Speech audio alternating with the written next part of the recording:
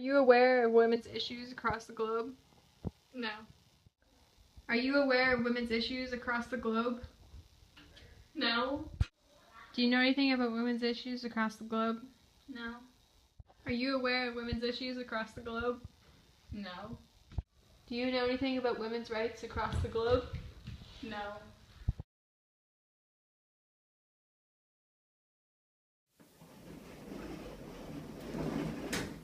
Today, we'll be talking about women's inequalities across the globe, specifically Yemen and Saudi Arabia, two of the worst places to live as a woman.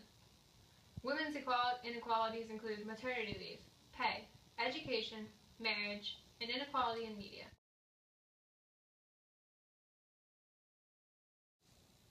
While women's rights across the globe are not all equivalent to men's, some places are ranked worse to live as a woman than others. Women in Yemen have minimal rights to education, marriage, healthcare, and they are denied many basic human rights. Yemen is declared to be the worst place to live as a woman. Education is not strongly stressed or encouraged for women in Yemen. The literacy rate of women is only 35%, and Yemen is ranked 134th globally in education attainment for women. They are discouraged from getting education and are often encouraged to stay home and live their life as a mother. Women in Yemen are consistently repressed by males in their society. Women themselves are unlikely to have identification cards or a voter status of their own. Women also struggle with gaining freedom because with their current country laws, there is no way to attain it. Women are forced into the household position.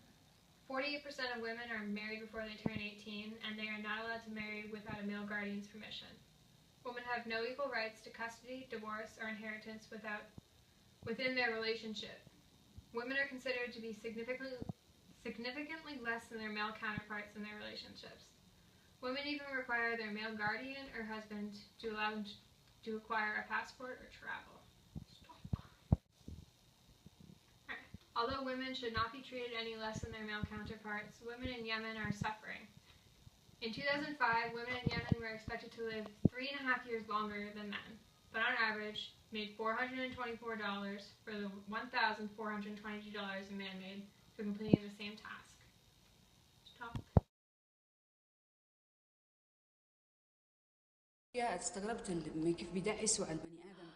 The career of Jihad Hassan Abbas would be considered a success story by any standards. In Yemen, her achievements take even more exceptional dimensions.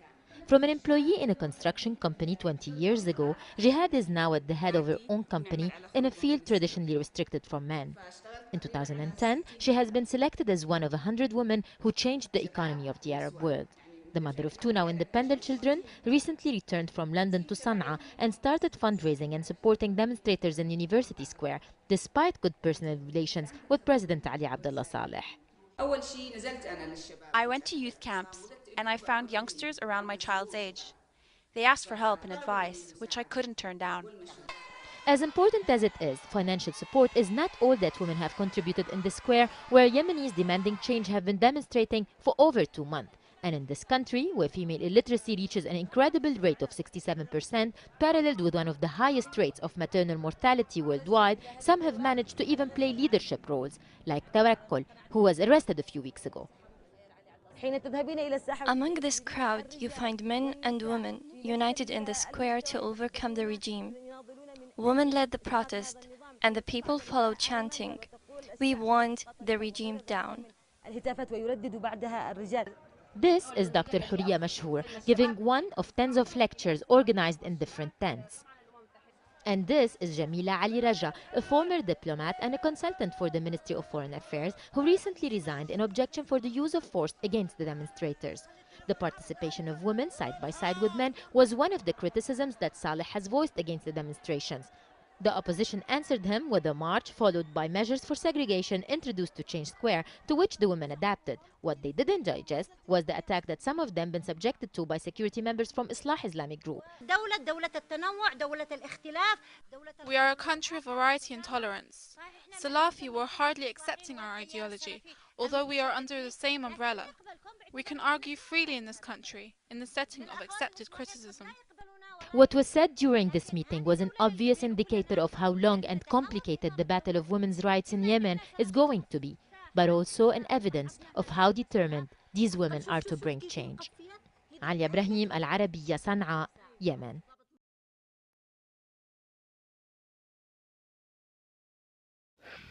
Okay. While Saudi Arabia isn't ranked the last and worst places in the world to live as a woman, as Yemen is, it isn't the best place to live as a woman either. Saudi Arabia customs and rules are full of gender inequalities, such as rules about what they can do alone and what is not allowed of them. Examples of this absence of women's rights in Saudi Arabia include women requiring a male chaperone to accompany them most of the time. Women cannot leave the house without being accompanied by a male relative. This rule is deeply rooted in conservative traditions and religious views that hold giving freedom of movement to women would make them vulnerable to sins. In extreme cases, girls can even be punished by court if they are raped or taken advantage of if they're not accompanied by their chaperone when the incident took place. Another example of women's rights being taken away include driving a car. Although women are not specifically banned from driving, there is a deep religious belief that prohibits it. Some Saudi Arabians argue that female drivers undermine social values. Others argue that women should be allowed to drive, but only when they're driving their children to school or bringing someone in need of help to the hospital. Women's political rights in Saudi Arabia are significantly less than males too. As of 2014, Saudi Arabia was one of 2 countries in the world where women were not allowed to vote. This year, 2015, there is finally a royal decree allowing women to vote in local elections. Although female athletes around the world are praised and idolized by many people, women in Saudi Arabia are not allowed to compete freely in sports competitions. In January 2015, Saudi Arabia proposed hosting an all-male Olympic Games, and even when sending women athletes to London for the last Olympics, competing women athletes were still called prostitutes back at home. And even though they were allowed to compete, they were required to be accompanied by a male chaperone at all times and were required to always cover their hair. While some women prefer to buy clothing online, the privilege to try on clothing in stores is commonly taken for granted. Women in Saudi Arabia are not allowed to try on clothing in stores. As Maureen Dowd, author of A Girl's Guide to Saudi Arabia, says, the mere thought of a disrobed woman behind a dressing room door is apparently too much for men to handle. It's sad to think that a woman's right to clothing is taken away because men are unable to keep themselves under control. Other unusual restrictions on women's rights in Saudi Arabia. Women living in Saudi Arabia are not allowed to enter a cemetery, but they're allowed to be buried there. Women are also not allowed to buy or read uncensored fashion magazines, or even as children, are not allowed to own Barbie dolls. Exemplified by previous rules and restrictions, women are strongly repressed by men in Saudi Arabia, lacking general human rights. Stop.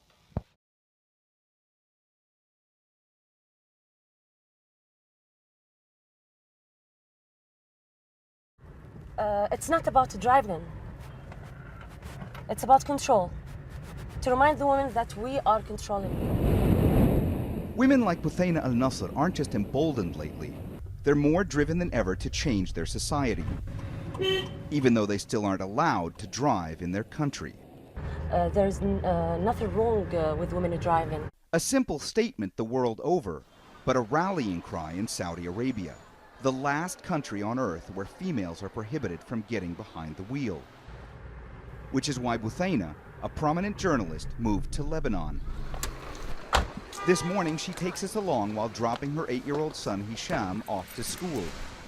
She could be arrested for running such an errand in Riyadh. A new movement, the October 26th Women's Driving Campaign, aims to change all that by urging women to defy the driving ban.